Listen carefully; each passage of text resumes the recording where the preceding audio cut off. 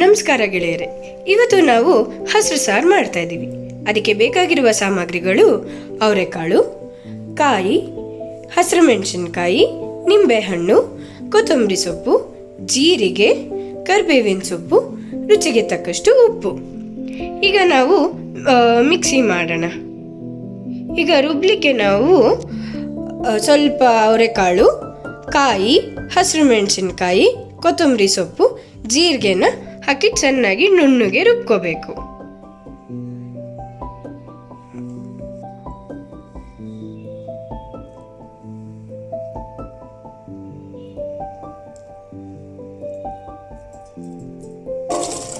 ಈಗ ಒಂದು ಪಾತ್ರೆಗೆ ಬೆಂದಿರುವ ಕಾಳು ಹಾಕೋಬೇಕು.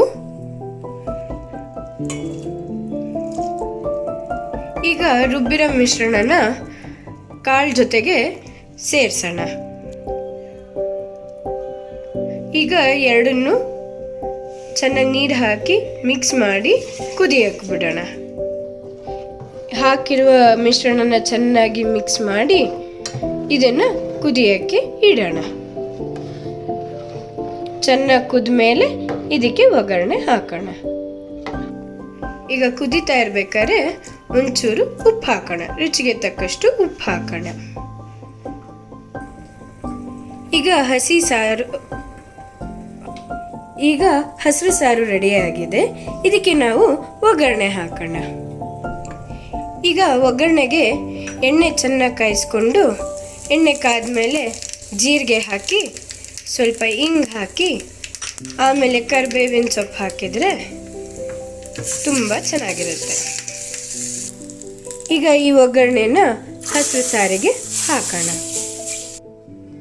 ಈಗ ಹಸಿರು ಸಾರು ಸವಿಯೋಕ್ಕೆ ಸಿದ್ಧವಾಗಿದೆ. ನೋಡಿ ಎಷ್ಟು ಚೆನ್ನಾಗಿದೆ ಅಲ್ವಾ?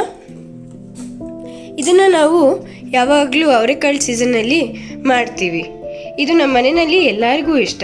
ನಿಮಗೂ ಇಷ್ಟ ಆಗಿದ್ದರೆ, ನಾವು ಮಾಡಿರೋ ಮೆಥಡ್ ಸುಲಭ ಅನಿಸಿದ್ರೆ ನೀವು ಟ್ರೈ ಮಾಡಿ ನಮಗೆ ಕಮೆಂಟ್ ಮಾಡಿ. ನಮ್ಮ ವಿಡಿಯೋ ಇಷ್ಟ ಆಗಿದ್ರೆ ಲೈಕ್ ಮಾಡಿ, ಶೇರ್ ಮಾಡಿ ಮತ್ತು ಸಬ್ಸ್ಕ್ರೈಬ್ ಮಾಡಿ. Thank you.